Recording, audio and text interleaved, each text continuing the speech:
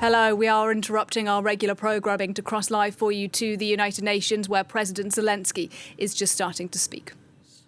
Today I want to tell you about a day that has already passed and a day that must never come. On the night of March 4th, 2022, I received one of the most terrifying reports since the beginning of a full-scale Russian invasion against Ukraine. The report was about Russian tanks firing directly at the buildings of our Ukrainian nuclear power plant, the Zaporizhzhia nuclear power plant, the largest one in Europe, 6 nuclear reactors.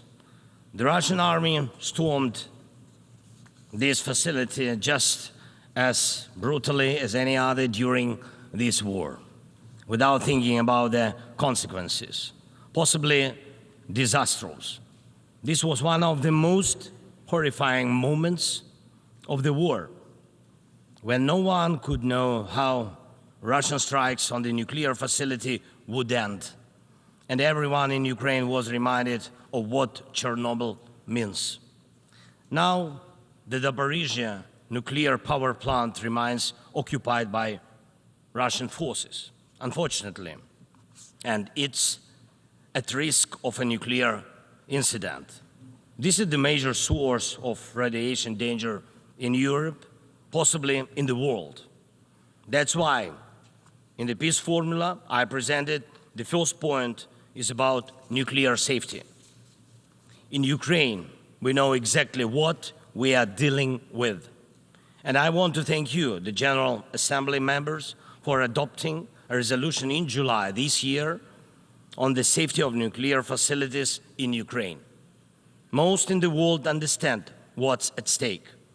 The General Assembly demanded that Russian return control of the Zaporizhzhia nuclear power plant to Ukraine. Only then real nuclear security will return to Europe and the world. And now about the day that must never come. Since Russia can't defeat our people's resistance on the battlefield, Putin is looking for other ways to break the Ukrainian spirit. One of his methods is targeting our energy infrastructure.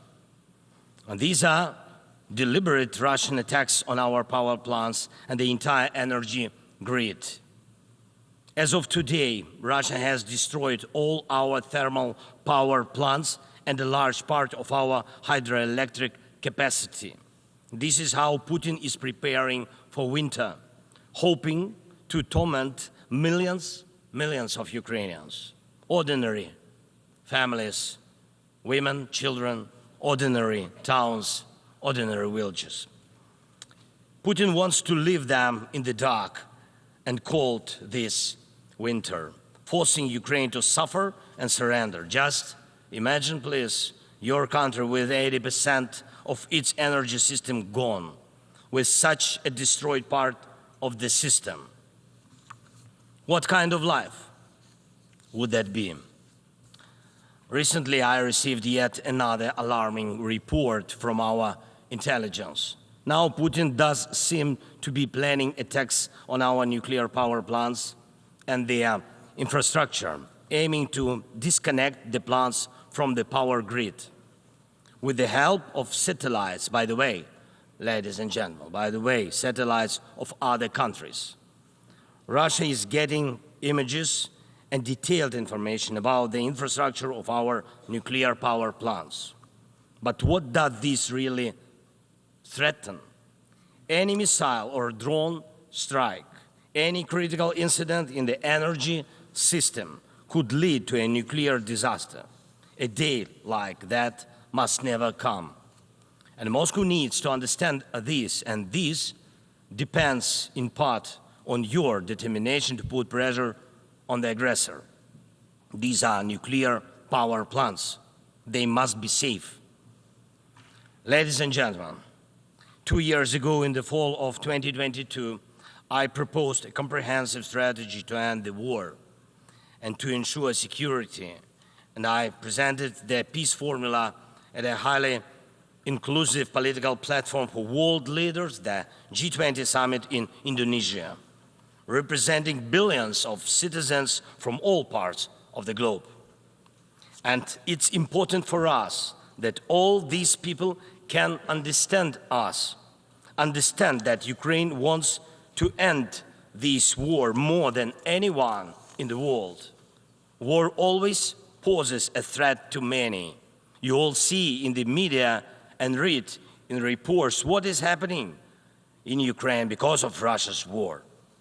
It's something many are imagining happening to themselves. And yes, the smoke from fires in war-torn cities can reach other countries. And if, God forbid, Russia causes a nuclear disaster at one of our nuclear power plants, radiation will not respect state borders. And unfortunately, various nations could feel the devastating effects. Many are concerned, but the deepest understanding of war is always found in the home it destroys. It's the Ukrainian people who feel the full pain of this war.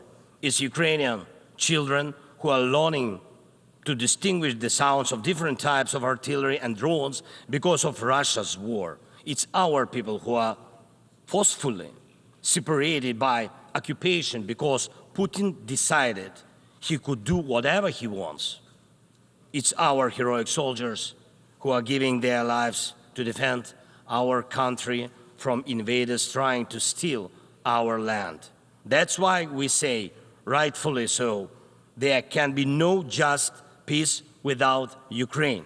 And I thank every leader, every country that supports us in this, that understands us, that sees how Russia, a country more than 20 times larger than Ukraine in territory, still wants even more land, which is insane, and is seizing it day by day while wanting to destroy its neighbor. And Russia found very special bodies for that: North Korea and Iran, telling choice of friends. And now every neighbor of Russia in Europe and Central Asia feels that the war could come to them as well, and just think what kind of losses that would mean for the world. And I thank nearly 100 nations and international organizations that have supported the peace formula. It's truly a global community: Africa, Asia, Europe, Latin America, North America, the Pacific region, all united by the peace formula. And I am glad that the first peace summit was so reminding of the UN General Assembly. Everyone was equal. All nations that participated in the peace summit, large and small, no veto right, no blocking authority, those that have been independent for ages and those that have only recently gained independence, those that have gone through wars themselves, and those accustomed to peace, all were equal. That is what Russia hates the most and cannot control. That's why Russia says the peace formula doesn't suit it. Here at the UN, I've already met with leaders from India, Guatemala, Japan and Italy, Turkey and Finland, Canada, Paraguay, Slovenia, Germany and others, and my meetings will continue. These are different, absolutely, parts of the world and various political waves of life, but they share the same understanding. Peace is needed, and it must be a real, just peace. Unfortunately, at the UN, it's impossible to truly and fairly resolve matters of war and peace because too much depends in the Security Council on the veto power. When the aggressor exercises veto power, the UN is powerless to stop the war, but the peace formula can.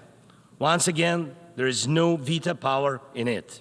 That's why it's the best opportunity for peace. Everyone is equal, and it's effective and comprehensive.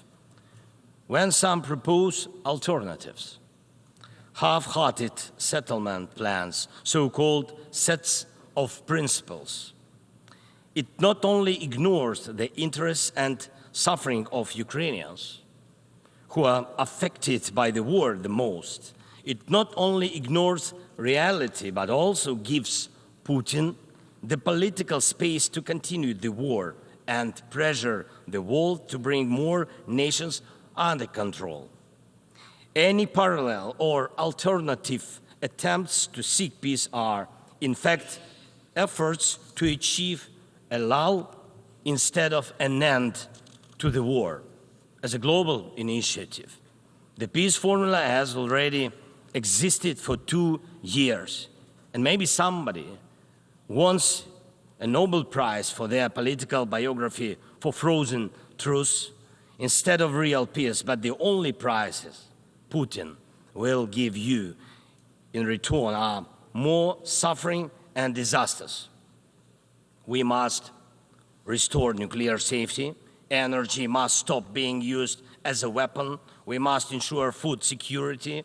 We need to bring home all our captured soldiers and civilians forcibly deported to Russia. We must uphold the UN Charter and guarantee our right, Ukraine's right to territorial integrity and sovereignty, just as we do for any other nation. We need to withdraw the Russian occupiers, which will bring an end to the hostilities in Ukraine, and we must hold those responsible for war crimes accountable. We need to prevent ecocide and stop the destruction of nature caused by the war. And we must not allow a second or third phase of this Russian invasion. And we need to make it clear the war is over. This is the peace formula. What part of this could be unacceptable to anyone who upholds the UN Charter? If someone in the world seeks alternatives to any of these points or tries to ignore any of them, it likely means they themselves want to do a part of what Putin is doing. The point they ignore reveals the desire they're hiding. And when the Chinese-Brazilian duo tries to grow into a choir of voices, with someone in Europe, with someone in Africa saying something alternative to a full and just peace, the question arises, what is the true interest? Everyone must understand you will not boost your power at Ukraine's expense. And the world has already been through colonial wars and conspiracies of great powers at the expense of those who are smaller.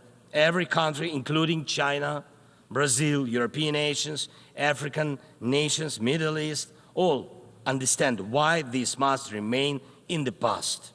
And Ukrainians will never accept why anyone in the world believes that such a brutal colonial past, which suits no one today, can be imposed on Ukraine now instead of a normal, peaceful life. I want peace for my people, real peace and just peace. And I'm asking for your support from all nations of the world. We do not divide the world. I ask the same of you, do not divide the world. Be united nations. And that will bring us peace. Thank you. Slava Ukraini. On behalf of the Assembly, I wish to thank the President of Ukraine. You've been listening there to President Zelensky speaking live at the United Nations General Assembly in New York. He told world leaders Ukraine wants to end this war, saying it must be a real and just peace. Well, with me now, listening to that, Douglas Herbert, our foreign affairs commentator. And Doug, look, President Zelensky had a pitch to make to world leaders, didn't he? Look, what was his message?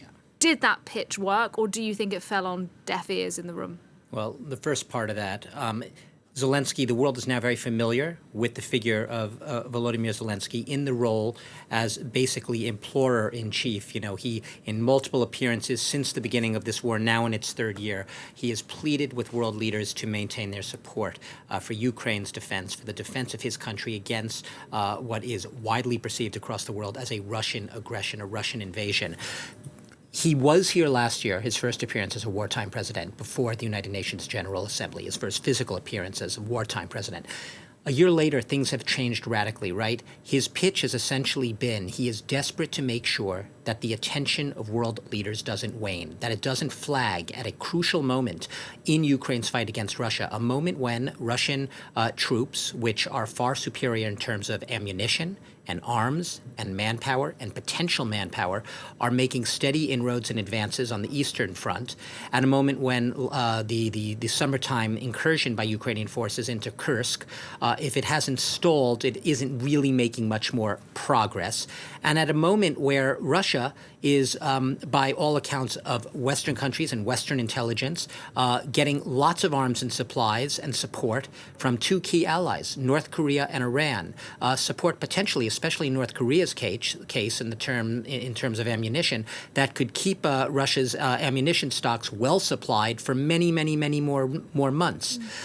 So that is the context in which he was here. And he told the UN Security Council yesterday, he basically pleaded with them. He said right now, Russia must be forced to make peace.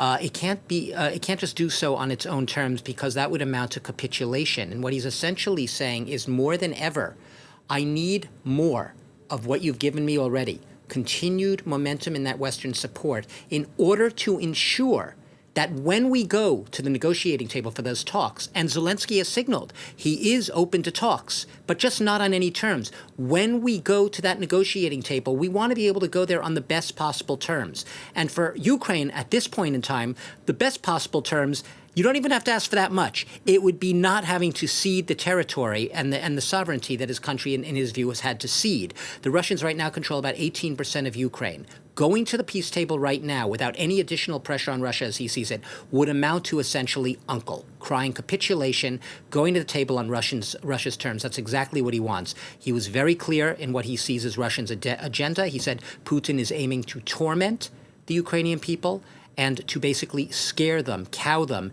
into submission. Winter's approaching. He said his entire thermal grid is essentially knocked out. Ukrainians are going to be cowering in the darkness in basements and shelters. That is what lies ahead. He is asking in this hour of distress for Western support. It is a cry of distress in an hour of great need. Yeah.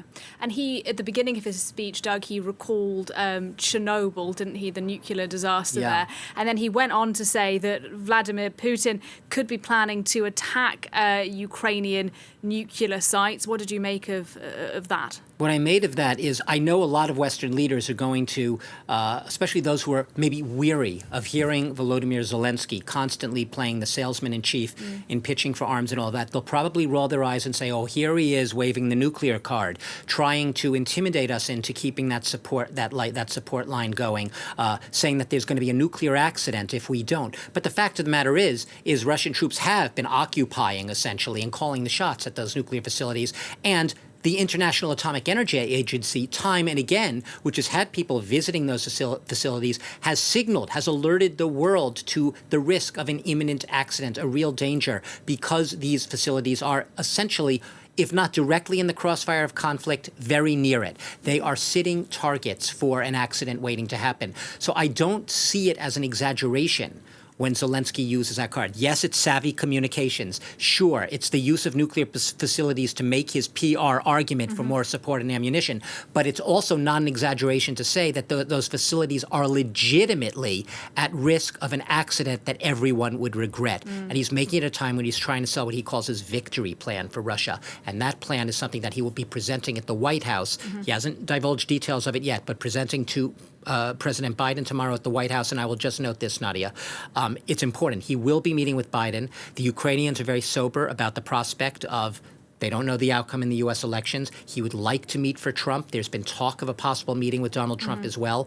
And just to put that meeting in context, Trump hasn't signaled whether he will or he said he might meet with Volodymyr Zelensky. Hasn't been exactly clear on that, but he has been clear on one thing. He says he will end the war if he's elected president. In the past, he said he'll end it in 24 hours, and it's very clear how he thinks he will be able to do that. That is by forcing Ukraine to the negotiating table, basically forcing Ukraine and Volodymyr Zelensky to, as Zelensky would see it and the Ukrainian people, to capitulate to Vladimir Putin on his terms. That, as of now, is Trump's plan, even if he hasn't explicitly stated it as such. That's the context in which he gave this address today.